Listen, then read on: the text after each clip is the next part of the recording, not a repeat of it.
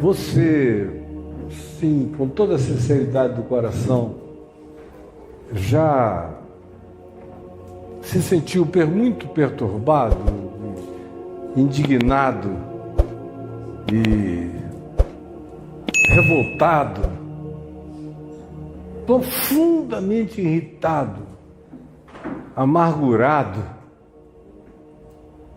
e estranhamente, às vezes, com uma raiva tão ambivalente, que se de um lado é raiva e repúdio, de um outro lado também habita paradoxalmente uma inveja em relação ao ser humano mau, que se dá bem em tudo,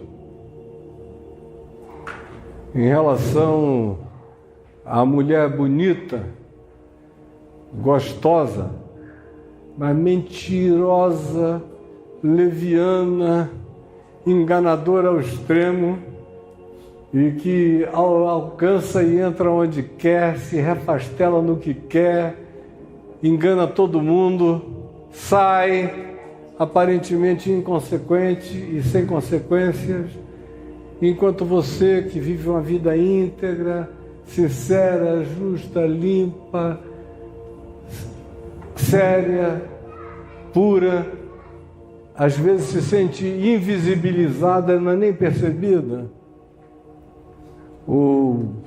Você que trabalha tanto, mora aqui em Brasília, a maioria, 90%, está no serviço público, e servindo alguma autarquia, algum ministério, figuras variadas, ou no Congresso Nacional, nos muitos gabinetes, e que, no entanto, veem ao lado pessoas que se entregam a toda sorte de corrupção, de manobras, que habitam aquela linha cinzenta com 50 tons de cinza no processo da gestão pública e se refastelam e pegam o que não deveriam, enriquecem, ganham um salário que não justifica as mansões que vão adquirindo, as casas de campo que vão obtendo, os progressos que vão fazendo, e você conta com o seu dinheiro e diz: meu Deus, eu sei quanto ela ganha, quanto ele ganha, como é que cabe tanto no salário dele e no meu não cabe nada. Aí o tempo vai passando e você vai descobrindo os ardis, vai ficando com raiva, uma irritação, produz amargura, indignação, e estranha e paradoxalmente, você não quer ser como ela nem como ele, mas bate uma inveja. São passeios gostosos, viagens bonitas, selfies do outro lado do mundo, com todo mundo ficando aparentemente dia a dia mais bonito, com mais transformações visuais e remodelamentos, vão ficando seres angelicais e as lentes facilitam, e você diz: meu Deus, eu estou aqui nessa ralação danada e comigo nada acontece. Dá até uma tentação de ir para a Universal. A tentação de abraçar a teologia da prosperidade. Cara, eu vou para uma igreja dessa, vou para uma lagoona, para uma lagoa ou para uma inha, vou rodar em alguma bola, nem que seja de neve, mas aonde quer que me prometam, e quem sabe, por sorte, sorteio, loteria, leilão ou casualidade, eu seja acometido por alguma sorte de prosperidade. E muita gente não me diga que isso só acontece com os outros e não acontece com você. Acontece com você também. Acontece com todo mundo, de um modo ou de outro. não é uma coisa que eventualmente você tem coragem de falar a respeito, nem com seu marido, nem com a sua mulher, dependendo do nível de pudicícia mútua no relacionamento, mas está ali. Aí você olha, o compadre foi embora, e você aqui numa pindaíba que não tem tamanho.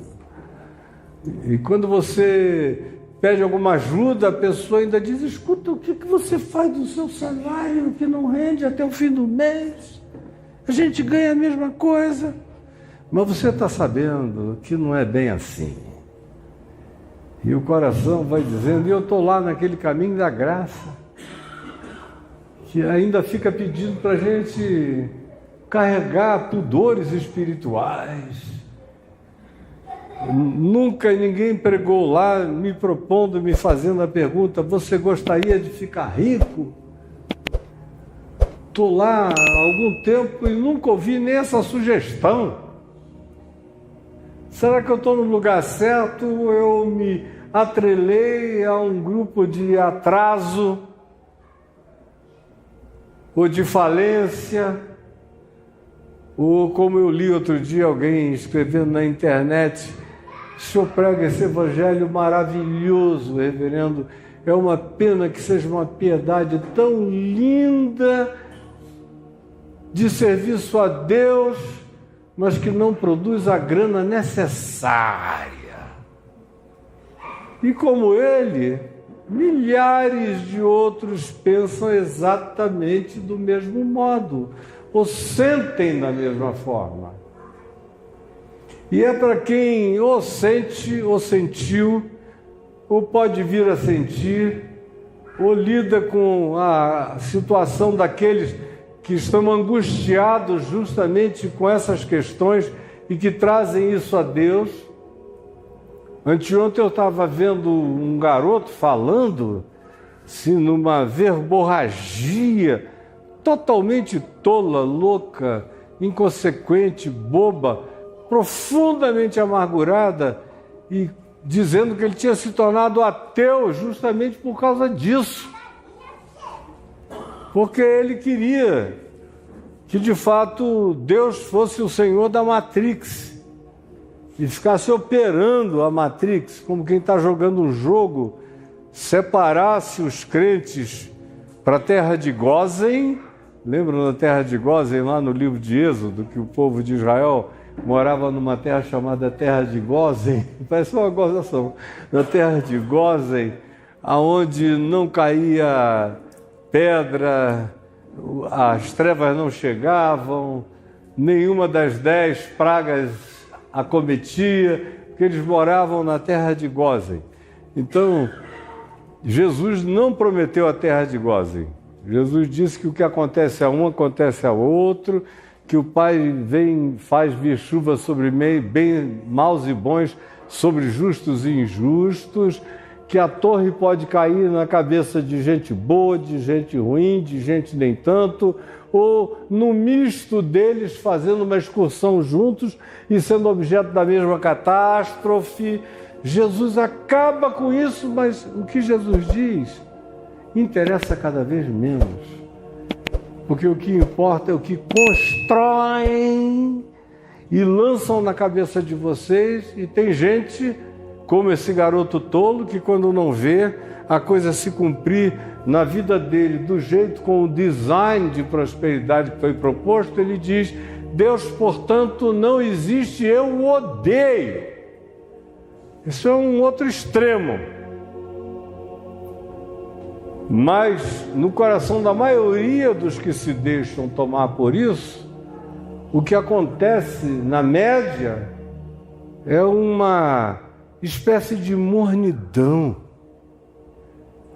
de perda de fé, de frieza, morte da oração. Cresce um tanto faz como tanto fez, surge um cinismo na gente, isso enquanto o indivíduo se segura. Outros dizem: não, eu já estou há tanto tempo observando esse fenômeno e vejo que os que fazem tudo do avesso realizam as coisas que querem realizar e faz anos e nada de mal lhes acontece. Por que que eu é que sou esse idiota que fico servindo a Deus por nada? Com obediências a determinados pudores éticos, espirituais, compromissos humanos propostos pelo Evangelho, mandamentos de amor que eu busco praticar, o que me tira dessa rota da apropriação, do spoile, da prática do que seja espólio na vida do meu próximo, porque eu não quero ser assim. Por outro lado, de que me adianta não ser assim se eu não tenho vantagem nenhuma em nada que possa ser aferível de modo palpável? Bom, essa é a questão ante a qual nós estamos aqui no Salmo 37, que diz: não te indignes. Abra aí na versão revista e atualizada da Sociedade Bíblica do Brasil, Salmo 37, não te indignes, é a primeira palavra, indignação, raiva.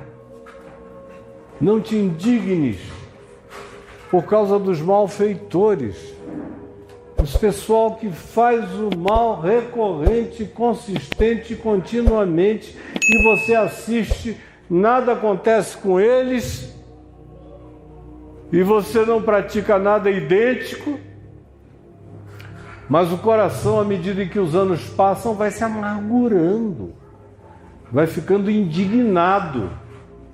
E ninguém mantém uma indignação crônica no coração sem que isso produza o que vem a seguir: inveja.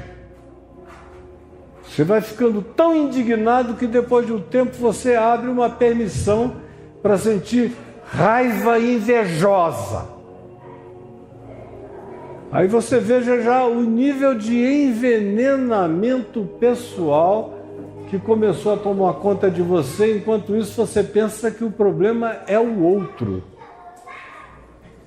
e não percebe em momento algum o que ele ou ela fazem, estão produzindo como assimilação, como introjeção, como penetração, como emocionalização e provocação de sentimentos e mudança de pensamentos e tentação de postura, prática e comportamento.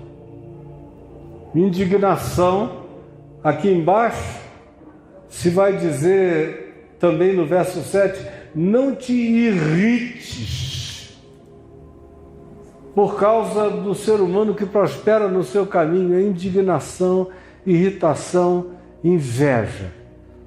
Na maioria das vezes, na sequência psicológica, é irritação, que dá um passo para além de si e produz indignação amargurada, zangada, confrontadora, que mais adiante produz o veneno pernicioso, penetrante, que já vem sendo fomentado pela comparação entre você e ele ou ela, e aí isso gesta a inveja no coração.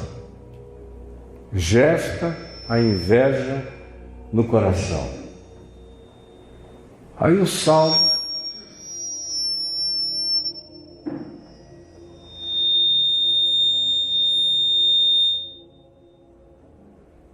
ele vai gritar sozinho, eu não vou colaborar. O Salmo, no verso 2, diz: pois eles, os malfeitores, os que praticam a iniquidade, os perversos e insensíveis, eles dentro em breve definharão como a relva. E prossegue dizendo: e murcharão como a erva verde. Relva você vê, de manhã ela está lá, e é uma coisa extraordinária. Como relva explode da noite para o dia. especialmente erva também. Lá na minha casa, às vezes, a gente vai dormir e todo dia eu dou várias voltas pelo jardim, dou uma olhada nas plantas e tudo. E às vezes eu vejo um pedacinho de uma erva. No dia seguinte, durante a noite, eu volto, no outro dia, parece a história de Jonas. Aquela erva cresceu metros para cima, só uma erva. É um crescimento avassalador, mas não tem consistência. Ela murcha também com uma rapidez imensa. A questão para nós hoje, eu quero ser mais simples que a simplicidade, é apenas uma. Como é que eu consigo vencer isso dentro de mim? Porque o problema não é o outro, é o que eu deixo acontecer comigo, por causa dele. É aquela velha história de sabedoria de internet atribuída a Sócrates sobre raiva, inveja, ódio, irritação e coisas semelhantes, que diz que se você, com ódio dos outros, pratica isso, é semelhante a alguém, quando odeia, que bebe um copo de veneno e fica daqui apalhaçadamente esperando que o outro caia morto. Ele continua na iniquidade, no mal feito, na perversidade. E você, que sucumbiu à irritação, que produz indignação, que gera inveja, cheio de raiva, nem percebe o quão idiota você é. Ele está lá, malhando, pegando, fazendo, serpenteando, gostoso, indo em frente, e você que diz que não é assim, que não gosta disso, que não quer isso, todavia se irrita, se indigna e inveja. Quando faz isso, já está bebendo veneno. Esse nutrir de sentimento já é envenenamento radical para o teu ser. Com ele não vai acontecer nada em razão do teu mal-estar. Mas com você vai acontecer tudo que de ruim poderia advir, chegar e se realizar contra a sua vida. A pergunta é: como é que eu faço, já que eu estou cercado por isso de todos os lados, em todos os níveis? Isso não é só no mundo empresarial, ou dos negócios, ou no mundo político, ou no mundo acadêmico. Tem tanta gente fazendo copy and paste de material acadêmico e tirando notões para todo lado e vão embora, e é mais mestrado, e doutorado, e pós-doutorado, você espreme, o cara é oco, vazio, não tem nada, e tudo que você faz é com sinceridade esforçada, e vê outros com muito mais leveza, tão leve que chega a ser leviandade, conseguindo tudo o que eles desejam enquanto você não. E aí como é que a gente enfrenta isso? Por quê? Porque não entender, não enfrentar, não se blindar, não se defender disso, mata a gente, adoece a gente, adoece a mente, arruína valores, relativiza o caráter, produz uma competitividade que baixa o nível da sua autopercepção. Você perde a noção de busca de autossuperação e existe para tentar, numa disputa perniciosa, ficar vencendo os outros como se eles fossem os desafios a serem batidos, quando na realidade o desafio a ser batido sou eu vencendo a mim mesmo, e só isto. Nada além disso no mundo. Mas você não entende isso, vai projetando o olhar para fora entram as disputas, competições, brigas, tristezas, malquerências, amarguras, perguntas a Deus, autovitimização, porque eu não, ó Deus, eu sou piedoso e olha só o que me acontece, eu te sirvo e olha só em que estado de dificuldades eu vivo, enquanto os outros, a eles não acontece nada. Vale a pena me esforçar, andar limpo, purificar a mente, a consciência e o coração, buscar fazer o que é eticamente certo, o que produz vida, o que é amor pelo próximo, o que é misericórdia, graça, o que é acolhimento, o que é generosidade. Tudo isso é idiotice, é bobagem. Eles não querem nem saber disso e vão embora progredindo e prosperando. E olha eu aqui num derrapamento, num moonwalking horroroso. Uns passos para frente e deslizo vários para trás. Aí não me diga que carregar um conflito desse, ou perguntas desse tipo, ou dúvidas desse tipo, ou fases dessa natureza, não produzem coisas horríveis no coração da gente, porque eu sei que produzem.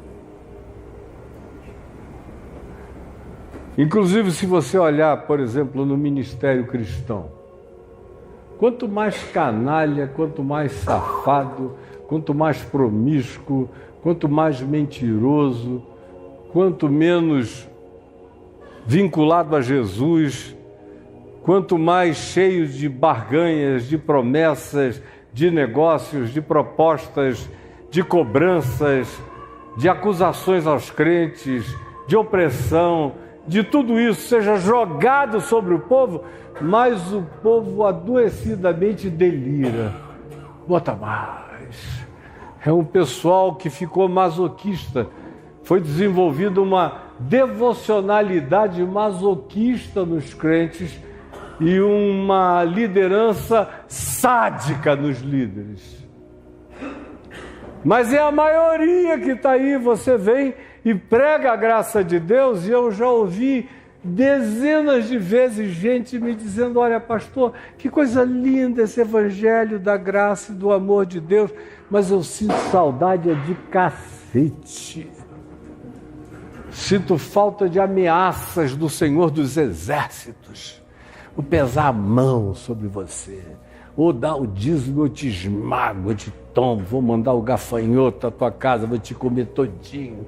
Eu me acostumei desde criança a viver nesse estado de angústia responsiva, de modo que quando eu tenho paz, parece que tem alguma coisa errada acontecendo comigo, porque eu estou há anos vivendo sob angústia opressiva.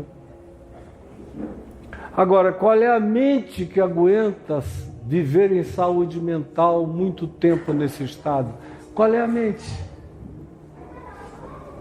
É por isso que os cristãos, como eu já digo há muitos anos, ocupam 70% das vagas das clínicas psiquiátricas do país. É o povo que mais pira, que mais adoece, que mais perde o juízo, que mais se desencontra, que mais precisa de ajuda mental, porque ninguém suporta viver assim e hoje em dia ser estimulado a isso. E quando lê o Evangelho, vê que está andando num caminho contrário, mas não consegue reagir, ao contrário de tudo, se entregam e vão no fluxo dessa doença que só cresce na alma, na mente e na dissolução do ser. O que é que a gente faz? O Salmo, que se eu fosse falar nele para valer mesmo, eu ia ficar aqui muito tempo falando, dias até. Ele, todavia, nos dá alguns verbos como proposta de reação mental, espiritual, emocional e de fé a toda essa coisa que chega avassaladora, tentando pervadir, dominar e da metástase no nosso ser como um todo. O primeiro verbo no verso 3 é confia. Confia no Senhor e faz o bem. Você está assistindo isso tudo?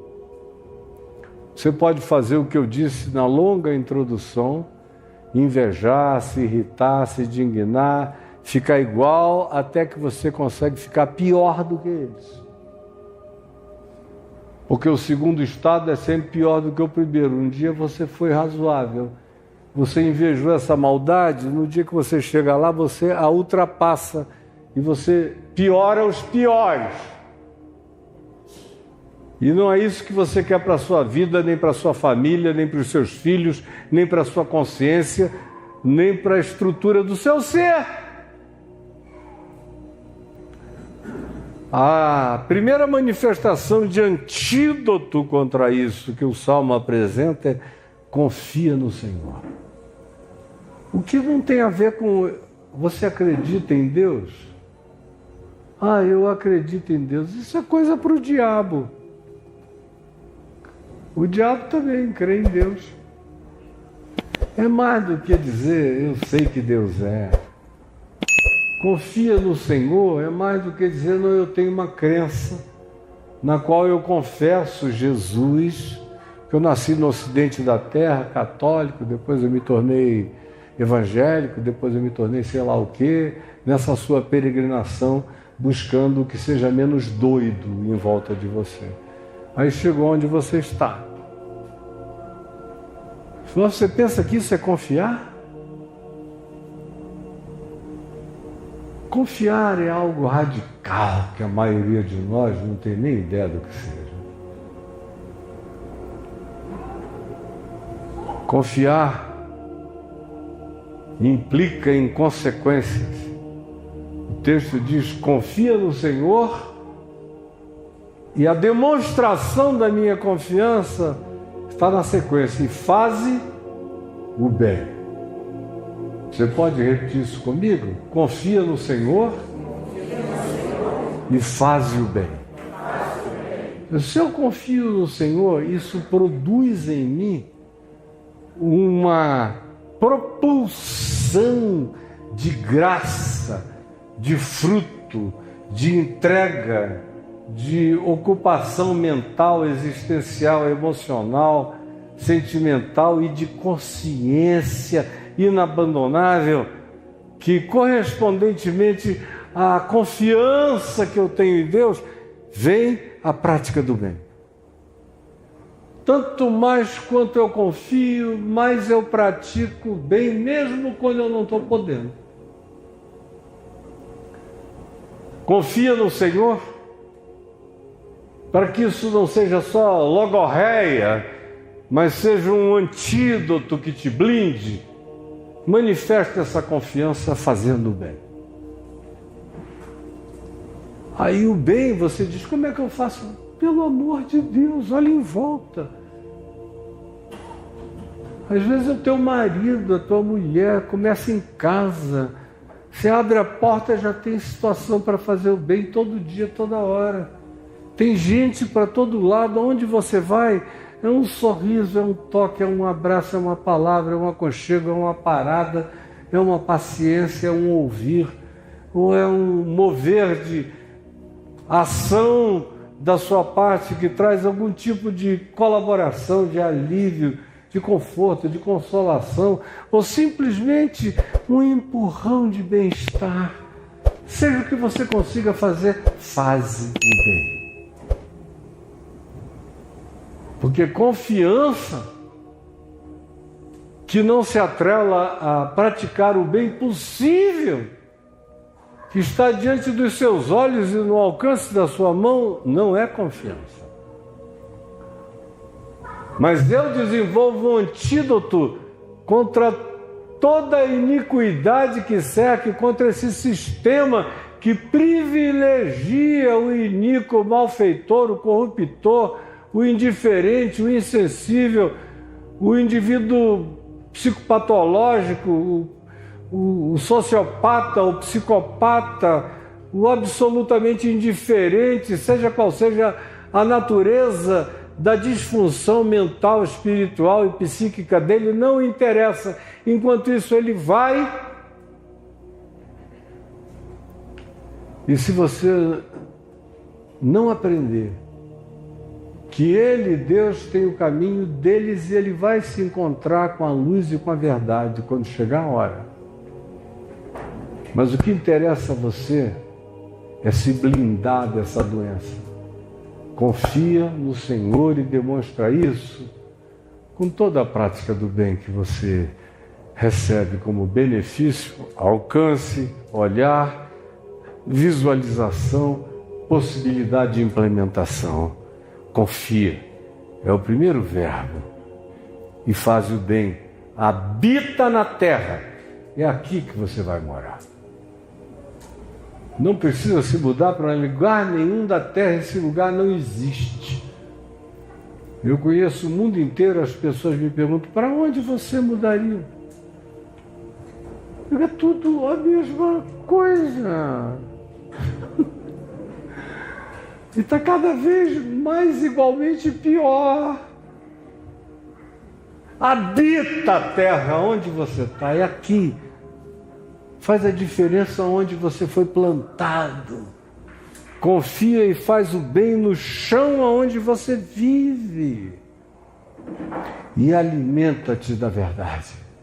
Do que você se alimenta? Meu Deus, você abre a internet. Ontem eu estava vendo um cara muito engraçado.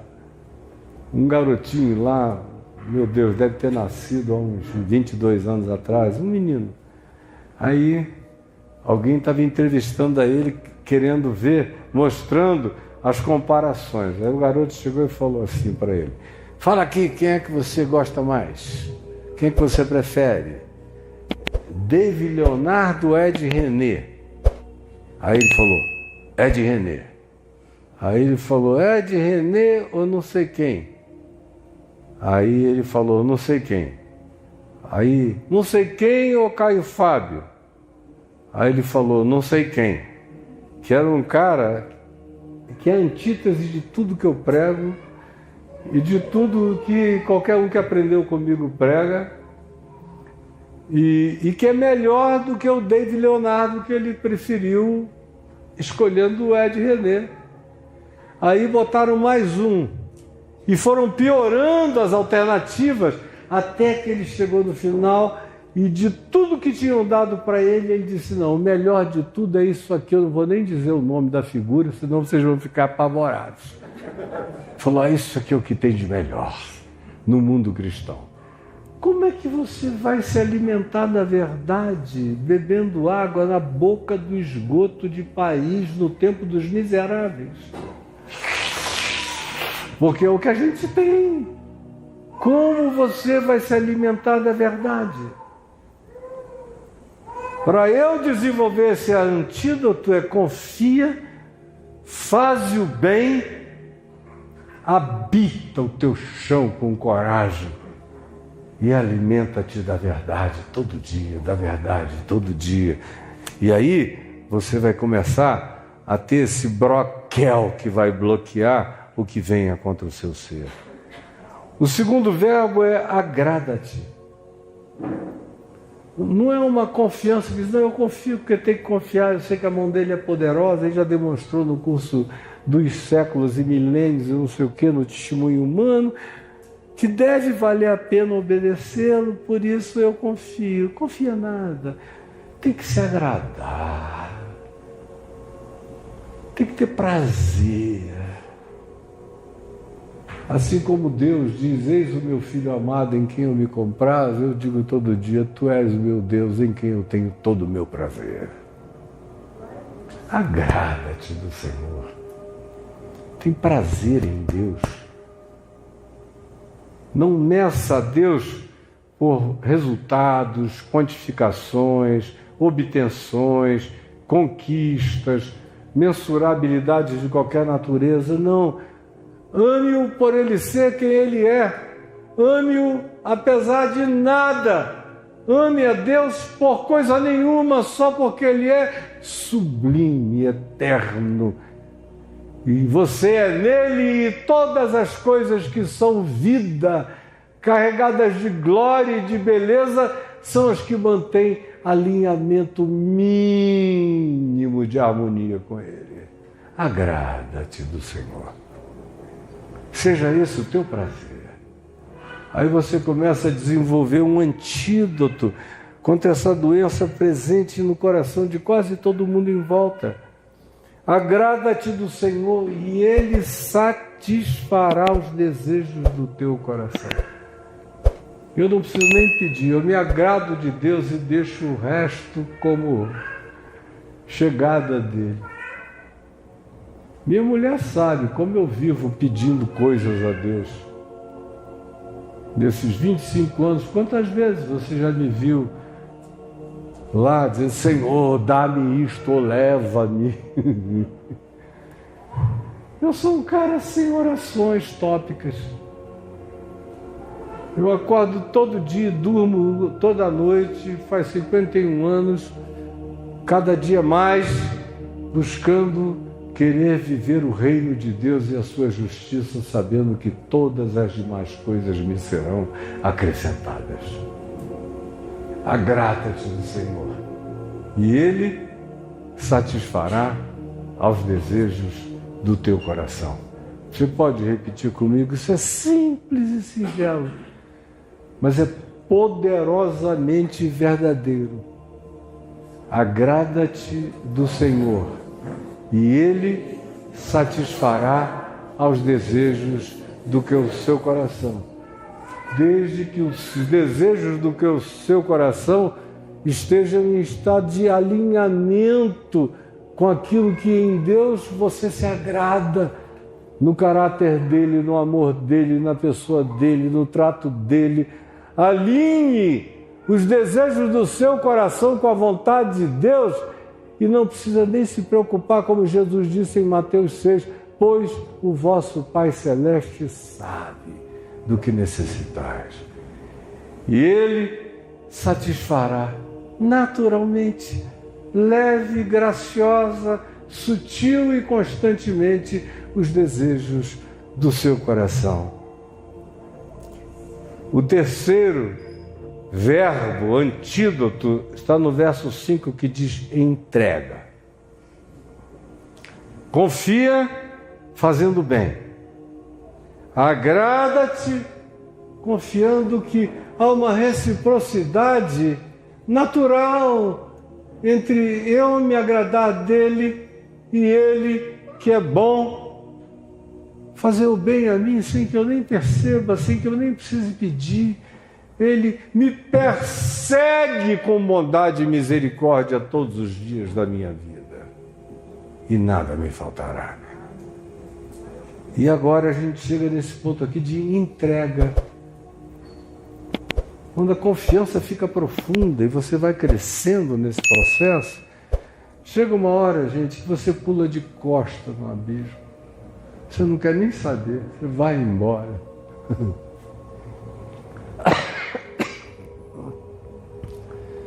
Eu já estou nessa de pular de costas no abismo há muitos anos. E eu posso garantir uma coisa a vocês, eu estou aqui. Eu não me estrepei jamais. O que eu fiz de mal contra mim foi quando eu resisti e quis fazer gestão da vida. Mas quando eu entendi a minha idiotice, que graças a Deus durou pouco tempo, e voltei a ser como eu tinha sido a minha vida inteira, e me joguei de costas do abismo.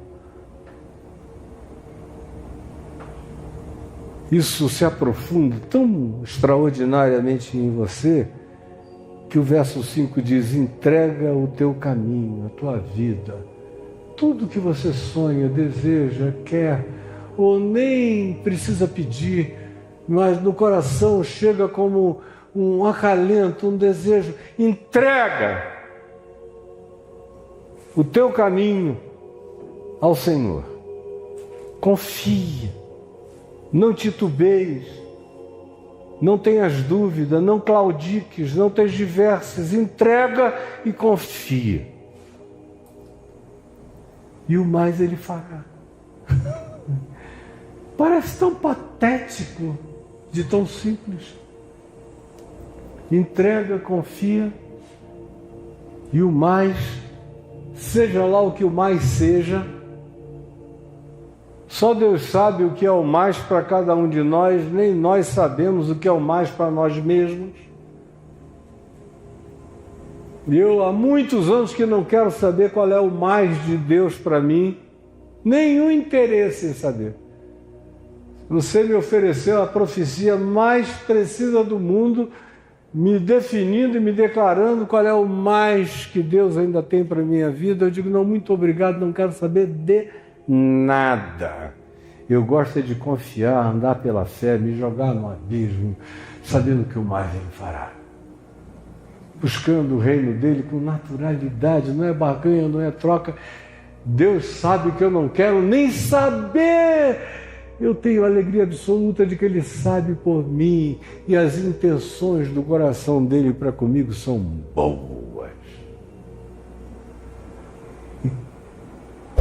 E eu sou cada dia mais saudável, mentalmente, espiritualmente, psiquicamente, no caráter, no comportamento, mais seguro, mais estável, mais inabalável, mais feliz. E de onde vem essa receita? Do alto do Tibete, escalando o Himalaia, fazendo 45 dias de jejum. Não foi preciso nada disso. É um cotidiano onde você aprende a não olhar para os outros, aprende a dizer, Senhor, faze-me vencer a mim mesmo, crescendo no teu amor.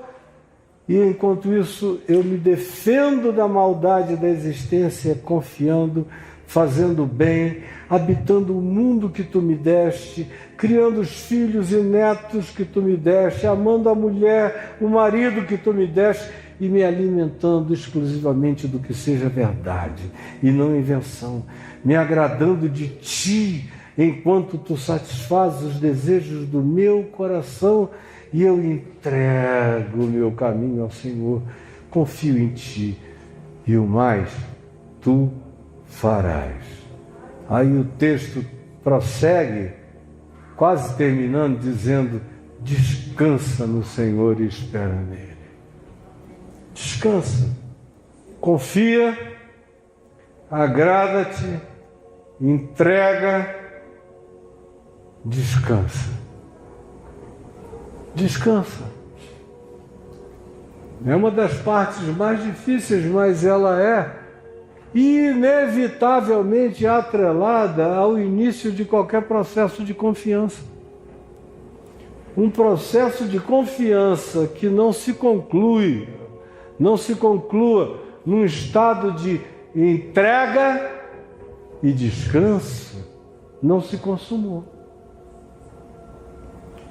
O grande problema é a dúvida, é a tergiversação, é a ansiedade, é a preocupação, é até a angústia de responsabilidade.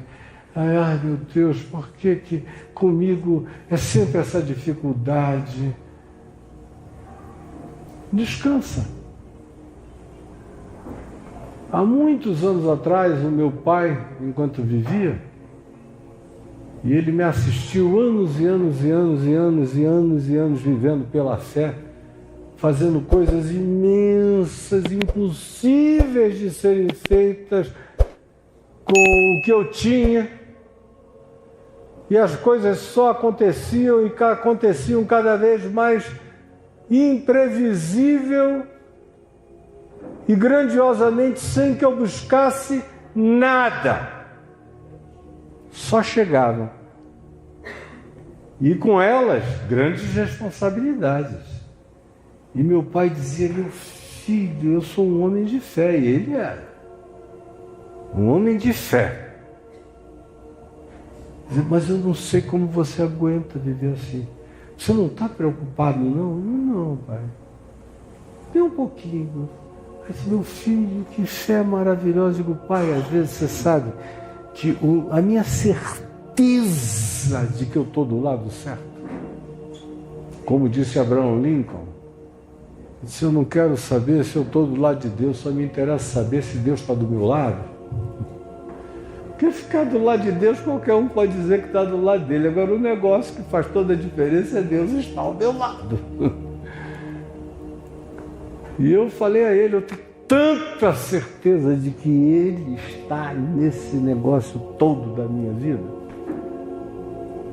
que teve um tempo durante anos e anos da minha vida em quando eu nunca tive nada para o dia seguinte, mas se eu não tivesse 3 milhões de dólares por mês, não dava para manter a Fábrica da Esperança aberta, atendendo a 25 mil pessoas, pagando o salário dos 2.000 e tantos que eram funcionários para atender 25 mil, Casa da Paz, obras sociais para todos os lados, um canal de televisão que eu tinha, 2 de rádio, uma revista, gente sendo beneficiada aos milhões no Brasil e no mundo inteiro. E meu pai dizia, e de onde é que vem isso? Eu digo, vem do Senhor, não tem nenhuma fonte geradora. Mas todo mês aparece, papai, impressionante. E sempre chega do tamanho da necessidade. Agora, eu também não fico medindo dia por dia no calendário, e não entrou ainda. Porque às vezes entra no primeiro dia do mês, às vezes no meio, às vezes no último. Agora, não interessa quando entre, eu vou descansar. Porque se você não descansar, você está dizendo que a sua confiança precisa de anteparos fundamentados em covalidações de realidades concretas, o que por si mesmas relativizam o significado da sua confiança. Se eu confio de verdade, eu descanso para valer. Eu durmo, eu acordo, eu vivo, eu creio. Não tem nada agora, mas daqui a meia hora pode ter. Não tem nada de manhã, mas depois do almoço pode chegar. Não tem nada, não chegou nada depois do almoço, mas à noite pode vir. Esgotaram todos os recursos humanos, aí de repente aparece alguém que você não sabia nem que existia, como um anjo do Senhor, trazendo tudo que você está necessitado, sem que você tivesse nem sequer esboçado uma oração como solução ou dando ideia a Deus a respeito de qualquer coisa. A única coisa que me concede é dizer, Senhor Deus, Tu sabes, e eu confio em Ti. Nunca nada me faltou, nem nada me faltará, nem a mim, nem a todos quantos estejam ligados à raiz frondosa dessa confiança. Entrega o teu caminho ao Senhor, confia nele, o mais ele fará. Descansa no Senhor e espera nele. Relaxa sabendo que ele chega, ele está, ele nunca foi, ele não se ausenta. Não dormita nem dorme o teu guarda, o que cuida de ti. Não te irrites por causa do homem que prospera em seu caminho e por causa do que leva a cabo os seus maus desígnios. Não deixa que a mistura do teu coração com as ideias dessa perversão tirem do teu coração a tranquilidade da entrega e do descanso. E aí o Salmo conclui, portanto, dizendo que o resultado de se irritar, se indignar, ter inveja, é acabar vivendo num estado de ira, como diz o verso 8.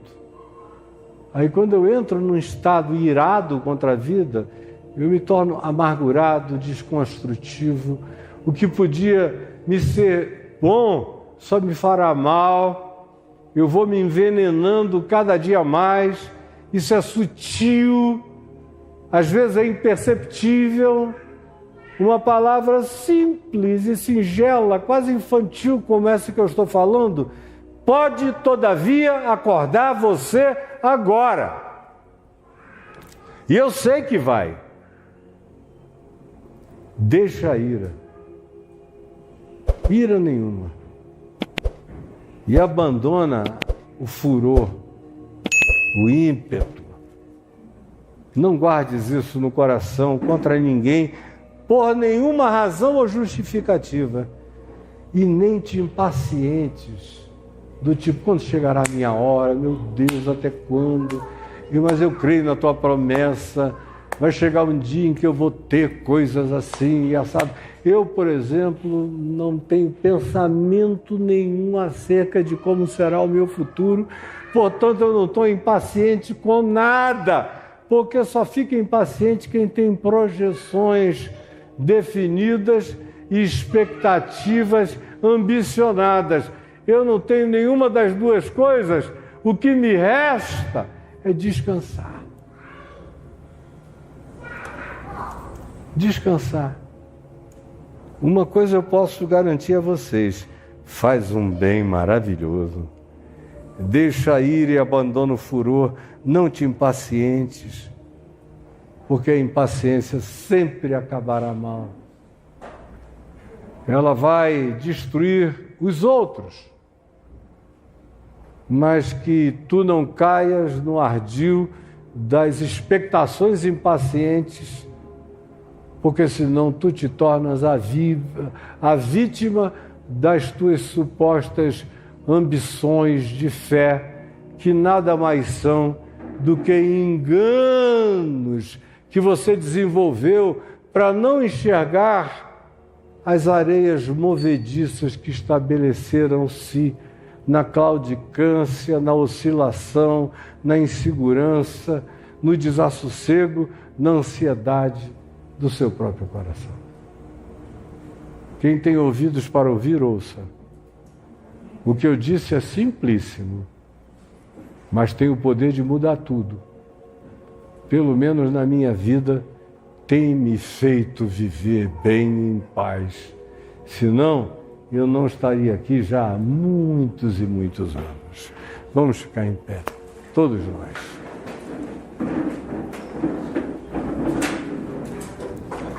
Está sendo gravado aqui, Jack? Porque não estava, né? Não, está gravando. Hã? Hoje o tempo todo. Eu achei que não. Porque aí eu tenho um aviso a fazer. O que foi gravado ali, gravado no seu, gravado do Dilson, vai ser editado e quarta-feira sobe para o YouTube. Então, se essa palavrinha gentil, quase infantil, de tão simples, mas poderosamente revertedora de calamidades emocionais, psicológicas, subjetivas no coração, eu espero com todo o meu ser que ela tenha chegado com esse poder de aplacar o que em você pudesse ser uma calamidade sendo urdida, silenciosa, sutil, porém avassaladoramente destrutiva contra o seu serzinho. Que não seja assim em nome de Jesus. Vamos pegar as nossas mãos só um pouquinho? Meu Chico querido, querida, todos nós. Ó Jesus, obrigado pela vida do Chico, da Martinha, que com tantas dificuldades aprenderam a confiar em Ti, a esperar em Ti e a agradarem-se de Ti. E Tu tens cuidado e cuidarás ainda infinitamente mais do que tudo aquilo que eles pediram ou pensaram, segundo o Teu amor que é por eles. E eu quero te pedir por cada pessoa que está aqui, aflita, angustiosa, angustiada, ansiosa, inquieta, cansada ou impaciente, se sentindo torturada, cada pessoinha querida, faz parte. Renova em nós essa confiança e aplica em nós esses antídotos contra a angústia ansiosa e contra qualquer cansaço da mente, da alma e do espírito. porque o mundo seja mau e a gente esteja cansado de vivermos nossas limitações aparentemente recorrentes, sem sairmos delas. Mas Tu és a nossa saída. Como não saímos delas se chegamos até aqui? E se já houve tantas milhares antes que ficaram para trás e nós chegamos até aqui? Ajuda-nos a confiar e a não vacilar e a não retroceder. E que isso aconteça pela fé, pela confiança, pela entrega, pelo abandono, pelo descanso em Ti. É o que eu te imploro em nome do Senhor Jesus, que nos ensinou a orar, dizendo: Pai nosso, que estás nos céus, santificado seja o Teu nome, venha o Teu reino, seja feita a Tua vontade, assim na terra como nos céus. O pão nosso de cada dia nos dá hoje. Perdoa as nossas dívidas, assim como nós perdoamos aos nossos devedores. E não nos deixes cair em tentação, mas livra-nos do mal, pois Teu é o reino, o poder e a glória para sempre. Amém.